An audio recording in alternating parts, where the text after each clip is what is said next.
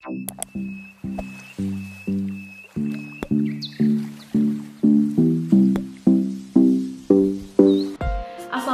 warahmatullahi wabarakatuh. Thank you very much for coming in my video and welcome back to my channel. Dalam video kali ini kita akan membahas tentang konsep dasar bank syariah. Oke. Pertama kita harus tahu dulu apa sih pengertian bank itu sendiri. Nah, bank merupakan sebuah lembaga tempat jasa keuangan yang aktivitasnya menghimpun dana dari masyarakat atau nasabah ya, dan menyalurkannya kembali kepada masyarakat. Nah, bank sendiri saat ini dikotomikan ya, dibedakan menjadi dua, ada bank konvensional dan ada bank syariah. Nah, bank konvensional sendiri yaitu bank yang kegiatan usahanya menghimpun dana dari masyarakat dalam bentuk simpanan dan menyalurkan kembali dana tersebut kepada masyarakat dalam bentuk kredit serta memberikan jasa bank lainnya.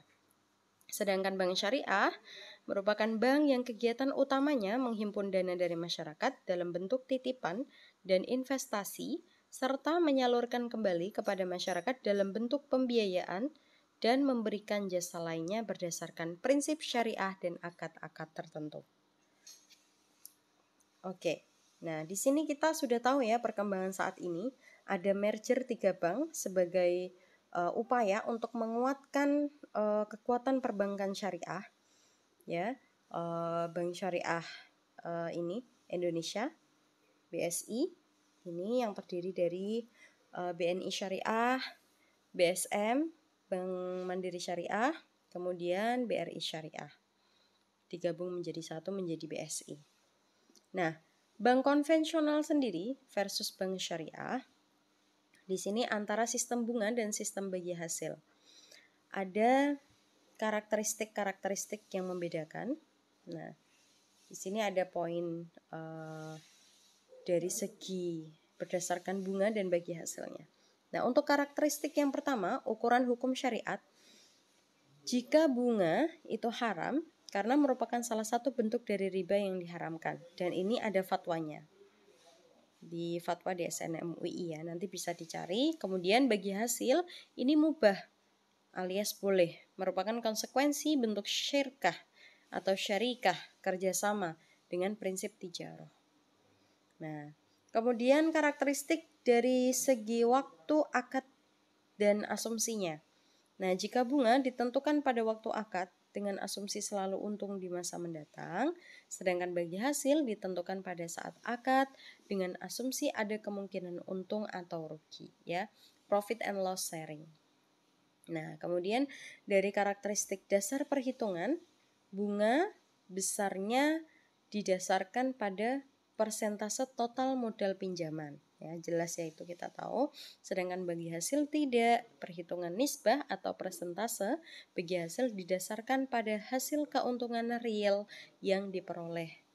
Nah, kemudian karakteristik pihak penerima manfaat, di mana bunga itu penerima manfaatnya lebih banyak ke satu pihak, yaitu pemilik modal atau bank. Sedangkan bagi hasil, penerima manfaat adalah kedua belah pihak, di mana semakin besar keuntungan, semakin besar pula nilai bagi hasilnya. Dan sebaliknya, semakin kecil keuntungan, semakin kecil pula nilai bagi hasilnya. Nah, dari karakteristik objek akad, bunga sendiri, objek akad yang ditransaksikan adalah modal pinjaman, pokok modal plus bunga. Nah, kalau bagi hasil, objek akad yang ditransaksikan adalah hasil kegiatan ekonomi real, pokok modal atau rasio atau keuntungan. Nah, kemudian karakteristik sifat pembayaran dan pembagian.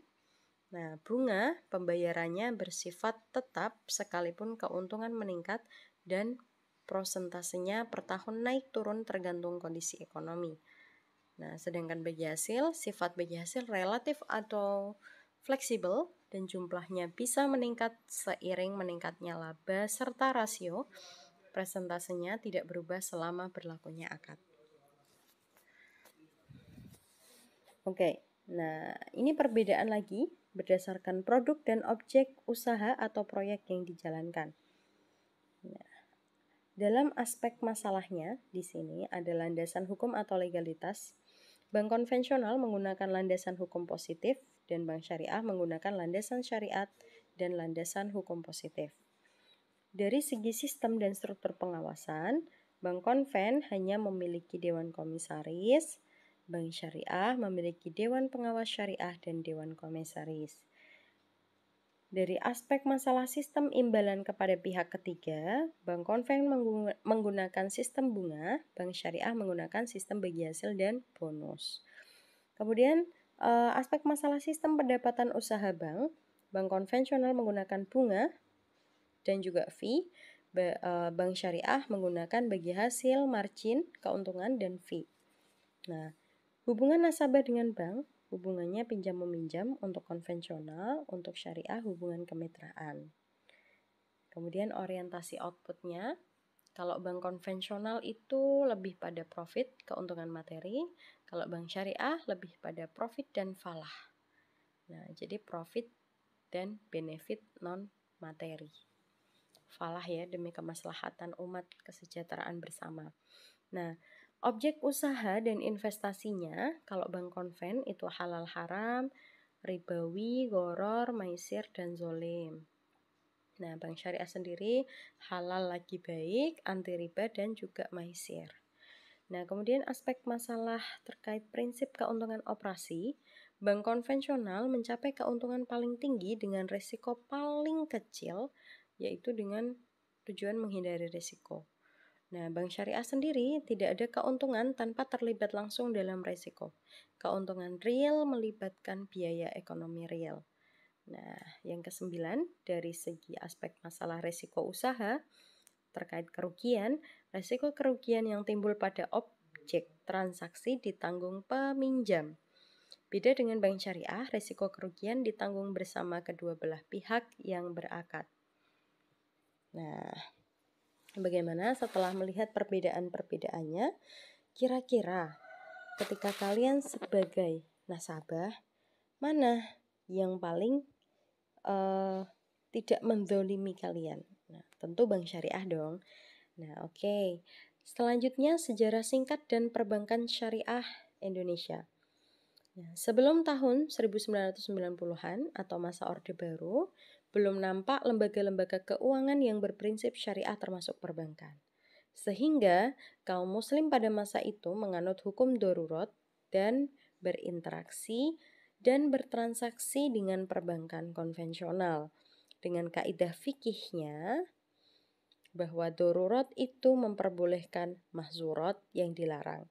Namun pada kondisi sekarang, kaidah ini tidak relevan lagi setelah adanya bank syariah sebagai alternatif pilihan.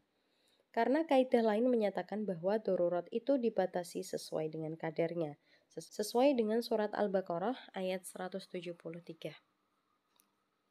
Nah, adapun kelebihan bank syariah dari sisi ideologis, di mana keberadaan dan penggunaan bank syariah memberikan manfaat dari keselamatan ideologi bagi para pelakunya dan orang-orang yang berinteraksi dan bertransaksi dengannya. Oleh karena konsep dasar operasional perbankan syariah berlandaskan prinsip-prinsip muamalah dalam Islam, baik dalam hal produk, akad transaksinya, serta jasa yang ditawarkan didasarkan nilai dan hukum Islam, yang salah satu di antaranya adalah haramnya riba, dan bunga bank adalah bentuk bunga. Praktik riba pada lembaga keuangan konvensional, baik bank maupun non-bank, secara ekonomis lebih merupakan sebuah upaya untuk mengoptimalkan aliran investasi dengan cara memaksimalkan kemungkinan investasi melalui pelarangan adanya pemastian atau bunga. Menurut Askarya, semakin tinggi tingkat suku bunga, maka semakin besar kemungkinan aliran investasi yang terbentuk. Kelebihan bank syariah dari sisi ekonomisnya.